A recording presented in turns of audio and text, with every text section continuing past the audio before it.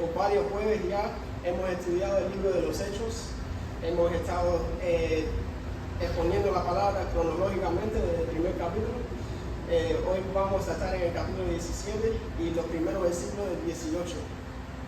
Hasta ahora vemos en el libro de los Hechos, al principio, Cristo resucitado y Él ascendiendo a la diestra del Padre. Cristo deja a sus discípulos con un solo mandato y que esperen al Espíritu Santo, porque Él les va a dar poder para poder proclamar ese evangelio a Jerusalén, a Judea, hasta Samaria y hasta lo último de la tierra. Y luego llega el día de Pentecostés. Sabemos que en ese día muchos se convirtieron, era un derramamiento del Espíritu Santo, donde muchos recibieron a Cristo por la proclamación del evangelio por medio de Pedro. Y ahí es cuando la iglesia nace, ahí cuando la iglesia de Cristo se establece por primera vez en el día de Pentecostés, y vemos la unidad de los creyentes, cómo ellos amaban, vivían juntos y hacían todo juntos, iban de casa en casa celebrando a Cristo y teniendo comunión unos con los otros, pero también vemos la persecución de la iglesia. Eso lo vemos con Pedro y Juan apedreados, pero siguen proclamando ese mismo evangelio. También vemos al primer mártir de la fe cristiana, que es Esteban, y Dios en ese momento estaba usando la persecución para expandir el evangelio, porque ellos estaban cómodos en Jerusalén, es una lengua nativa, pero Dios quería expandir el evangelio hacia todo el mundo. Entonces usó eso para sacarlos de Jerusalén y ir hacia el mundo. En el capítulo 8 se nos presenta a alguien que no es muy famoso, a Pablo, que perseguía a la iglesia hasta el día que choca con Cristo en camino a Damasco. Desde ese día ya Pablo no era mismo, sino era un Pablo transformado. Era, como decimos, un antes y después. Era Saulo, ahora es Pablo. Y Saulo choca con Cristo en camino a Damasco y es increíble lo que pasa con él. Él fue de siendo Pablo el perseguidor de la iglesia a Pablo el que lo perseguían con la iglesia. Entonces era una persona completamente diferente y obviamente él escribió casi la mayoría del Nuevo Testamento. En el capítulo 10 el evangelio llega hacia los gentiles de la misma manera que llegó a los judíos. Pedro proclamó el evangelio, ellos escucharon, lo creyeron y recibieron el Espíritu Santo. Y ese es el evangelio para todos, es el mismo evangelio para todos, para los gentiles como judíos, es el mismo Dios salvando a su pueblo por medio de Cristo. En el capítulo 13, la iglesia de Antioquía manda a Pablo en el primer viaje misionero, manda a Pablo y a Bernabé. Y finalmente la semana pasada Eridani estaba hablando en el capítulo 15 y 16, y él quiso hacer énfasis en defender el evangelio de la gracia de Dios. Entonces hoy, como les dije, vamos a estar en Hechos 17, y si tienen sus Biblias ahí, por favor, ábrenlas y síganme. En Hechos 17, el primer versículo, como ayer estaba leyendo, Pablo llega a Tesalónica y lo único que tiene en la mente Pablo es proclamar a Cristo. Él entra directamente a la sinagoga y discutía con ellos con las escrituras en las manos para enseñarles que Cristo tenía que sufrir, morir y resucitar. Eso estaba profetizado en el Antiguo Testamento. Pero los judíos no entendían eso. O los judíos, eso era lo que ellos rechazaban o no querían comprender. Esto ya era algo normal para Pablo, era algo que él ya aprendió a hacer. Tenemos que entender que ya en este capítulo de 17 ya pasaron años de la fe cristiana, y Pablo ha hecho eso varias veces ya. Él entraba en una ciudad y iba directo a la sinagoga para predicar y enseñarles a Cristo en su escritura. Y dice que Pablo en Tesalónica estaba con ellos por 3 sábados seguidos y él estaba ahí dándole leña, básicamente. Y aquí tenemos una gran enseñanza que debemos tomar como regla en toda nuestra vida. La autoridad suprema de nosotros no está en algo fuera de la palabra de Dios. Al predicar, Pablo no acudó a su propio testimonio, él no acudó al testimonio de otro, él ni acudó a sus propios sentimientos, como él se sentía ese día, como hacen varias gentes ahora, sino él acudó a la única autoridad que es la palabra de Dios viviente. Y no estoy diciendo que contar tu testimonio o contar el testimonio de otra persona es malo, sino lo que estoy diciendo es tu testimonio o el testimonio de otro no puede ser la fuente de donde encontramos la verdad. La verdad sola está y plenamente está en las Escrituras. El testimonio es bueno, el testimonio es para motivar y crecer y edificar a la iglesia, pero no es donde encontramos la verdad. Esto lo tenemos como ejemplo por toda la Biblia. Vemos a Pablo haciendo esto, a Pedro, apuntando a las Escrituras. Toda la Biblia en el Nuevo Testamento, en el Viejo, todos apuntan a la palabra de Dios. Y qué mejor ejemplo tenemos que Jesús. Jesús en Mateo 19, los fariseos le vienen con una pregunta del matrimonio. Y ellos le preguntan, ¿es permitido divorciarse por cualquier motivo?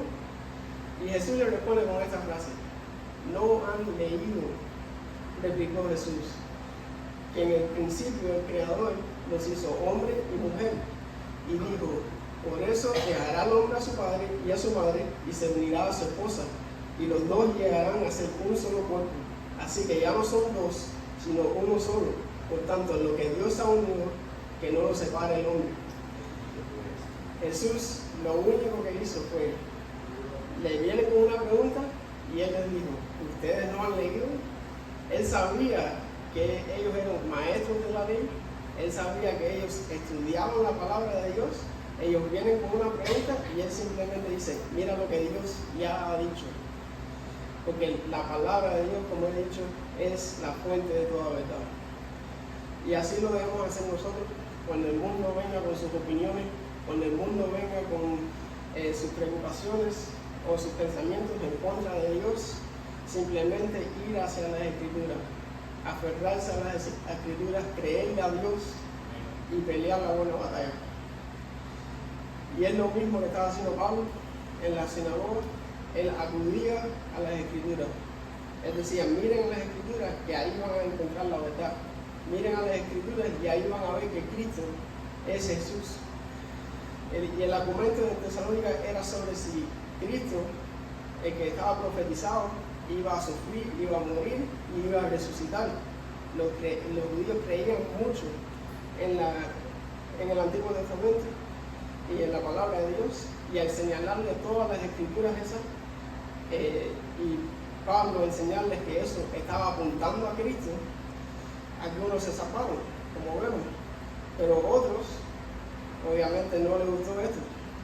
Dice la palabra que tuvieron celos, y como vemos, la palabra de Dios es lo que va a hacer que nuestra predicación tenga esa efectividad. No es por nuestra elocuencia o lo bien que hablamos o lo mal que hablamos, sino es si hablamos la palabra de Dios. Las personas necesitan oír esa palabra porque solo por la palabra de Dios pueden tener esa fe. Como dice Pablo, porque la fe viene del oír y el oír de la palabra de Dios. Y Pablo aportó la ciudad. Pablo no estuvo cómodo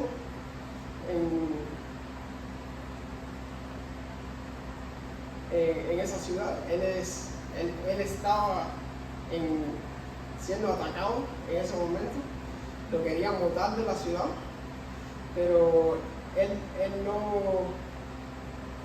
no se escondió, sino él se aferró a Cristo, se aferró a las Escrituras y quiso seguir adelante. Entonces, ya aquí tenemos a Pablo saliendo de la sinagoga y los judíos atacando a Pablo y al cristianismo.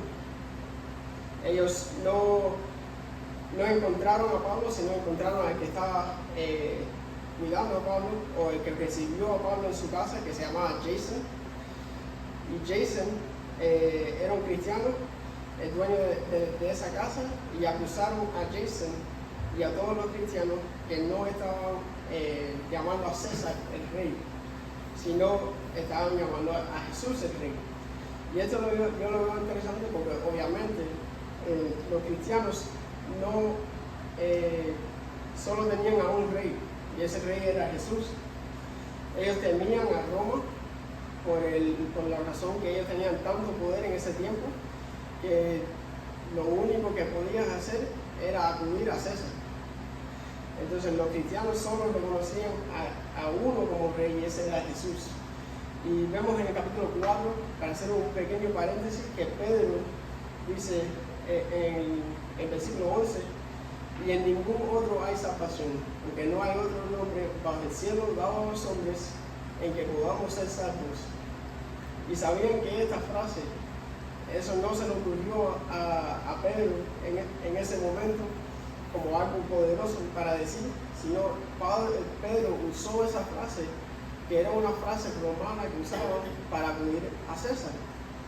Sí, como decir que César era el Salvador.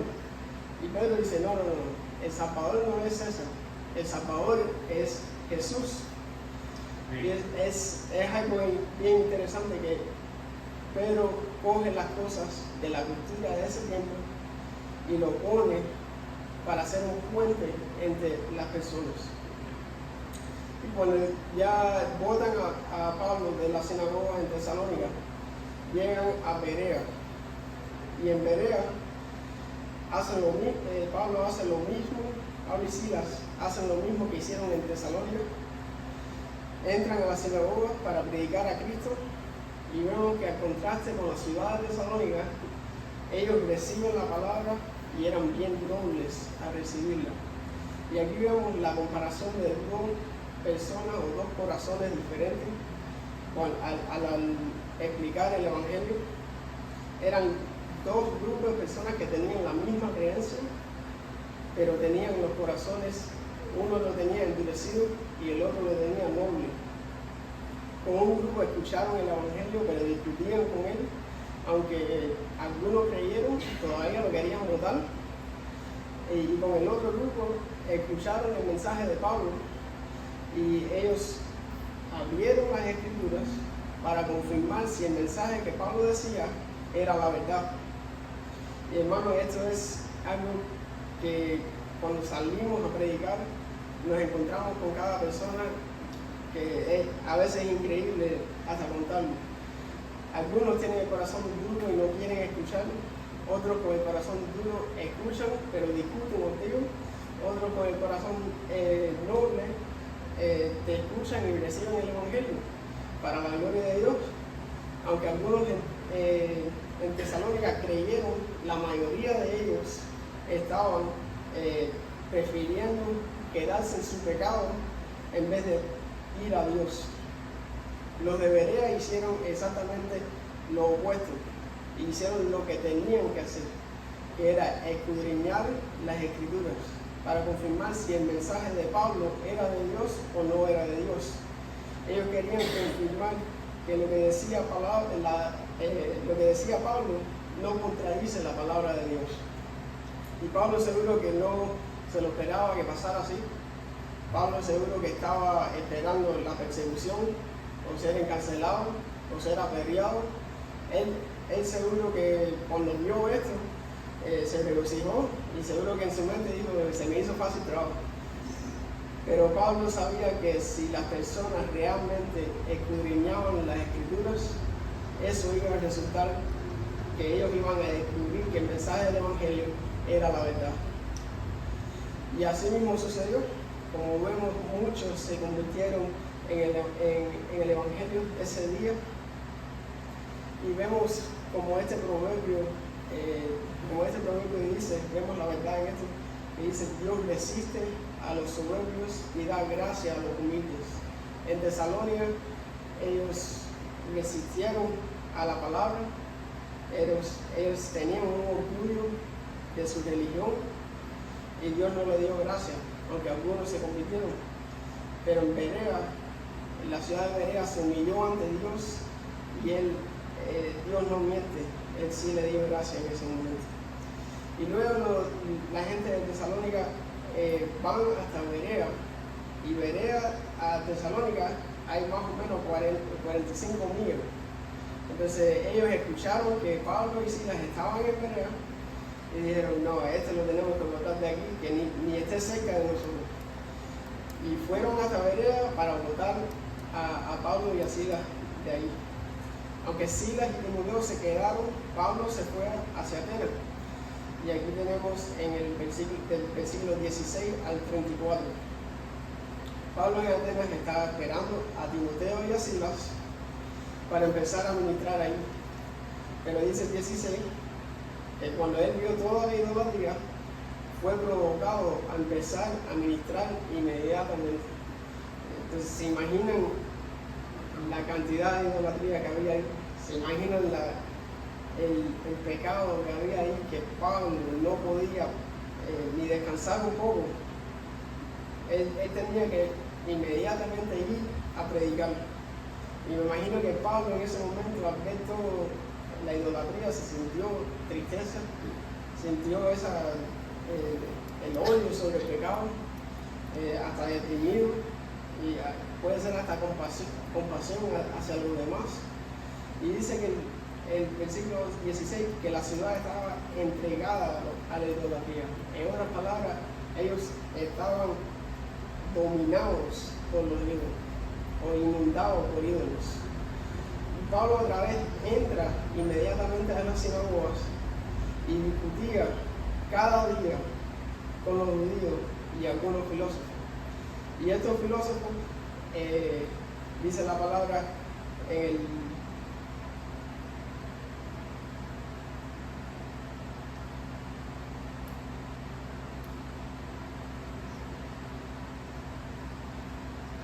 el 19,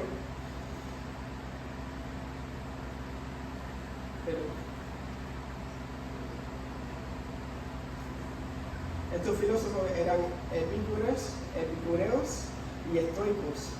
Y los epicureos eran gente que lo que principalmente creían era en perseguir el placer. Entonces ellos creían que lo que tú tenías que hacer en la vida era perseguir el placer. Y los estoicos eran panteístas, ellos creían en varios dioses, ellos creían en cualquier dios que tú le ponías adelante, ellos lo creían.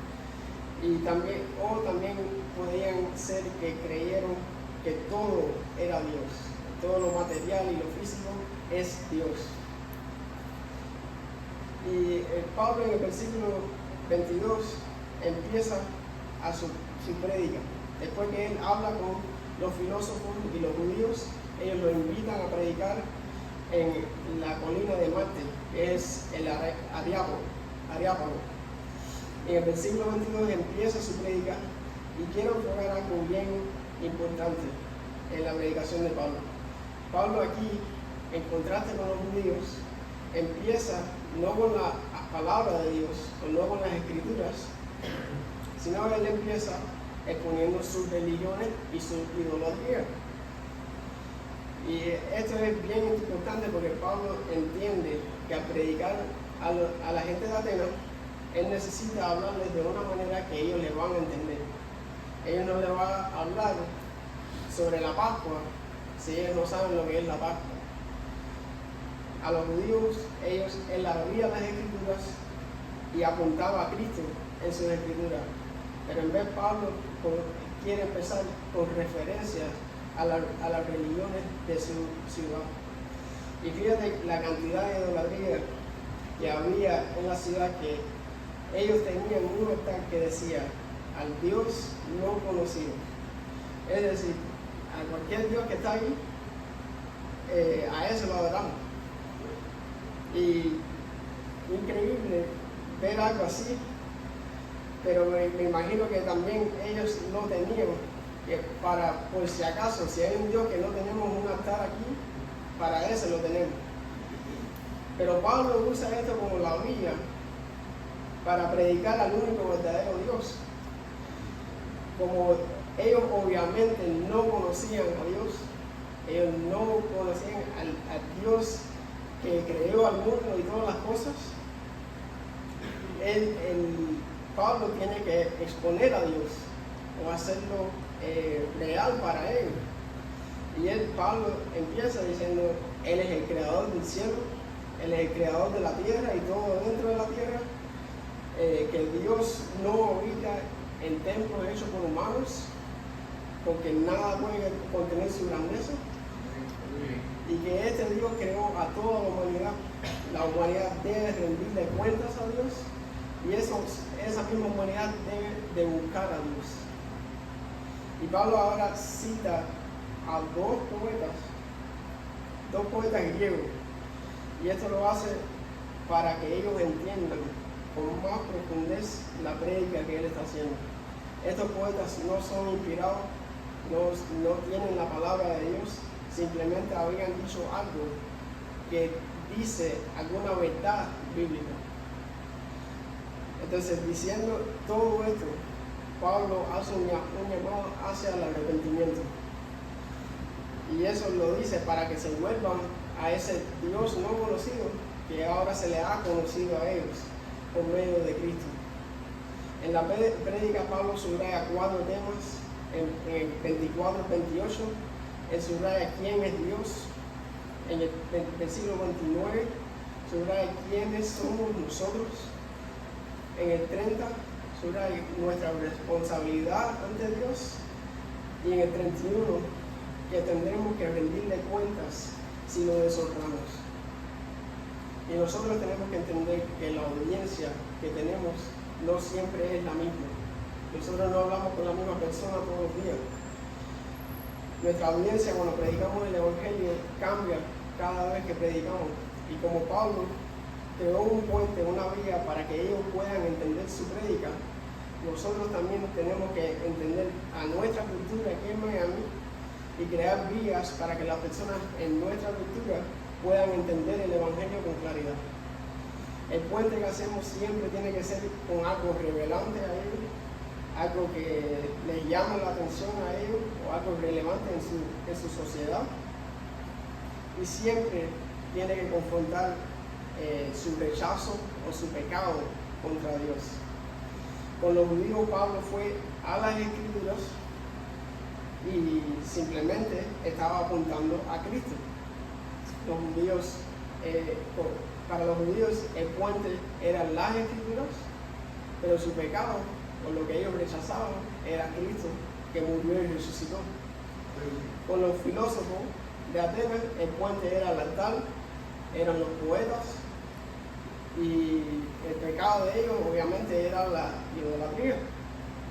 Y esto, para hacerlo nosotros, requiere esfuerzo, requiere estudio, requiere saber las personas en nuestra comunidad, en nuestra cultura, pero lo más que requiere o lo más importante que tenemos que tener es amor y compasión sobre ellos. Porque si no hay amor, si no hay compasión sobre los perdidos, nuestra motivación para predicar no está en el lugar correcto. Y si tú amas a alguien, tú te preparas. Si tú amas a alguien, tú tratas de conocer lo que ellos creen, tratas de entenderlos, pero si no lo hacemos, no estamos enseñando ese amor que ellos tanto necesitan. Por ejemplo, aquí se encuentran bastante católicos, bastante testigos de Jehová, bastante santeros, y ustedes saben, puedes ir por la lista. En Miami tiene bastante cultura para aprender, pero debemos entender por dónde es mejor empezar la conversación o por dónde es mejor exponer el Evangelio para ellos. Porque cuando hacemos eso se les hace más fácil entender el Evangelio, como hizo Pablo. ya cuando Pablo termina en Atenas, él va a Corinto. Y Pablo, cuando llega a Corinto, hace lo mismo, va directamente a la sinagoga y llega Silas y Timoteo. Y en ese momento es cuando Silas y Timoteo cuentan a Pablo cómo están los tesalonicenses. Y Pablo escribe la carta a los tesalonicenses en Corinto. Y lo hace obviamente con gran alegría, porque la carta es como motivándolos en todo el tiempo. Y los corintios en la sinagoga se oponen a Pablo, lo ponieron a Pablo, a Silas y a Timoteo, y Pablo no quiere lidiar con ellos. Pablo se quiere ir. Pablo incluso tenía miedo, incluso no quería predicarles el evangelio más. Dijo, yo no puedo con ustedes, y dijo que se iba. Y que quiero enfocarme en el versículo 9 y 10 de este pasaje. Y dice así: una noche el Señor le dijo a Pablo en una visión: no tengas miedo, sigue hablando y no te calles, pues estoy contigo. Aunque te ataquen, no voy a dejar que nadie te haga daño, porque tengo mucha gente en esta ciudad. En la Reina Valera dice que tengo mucho pueblo en esta ciudad.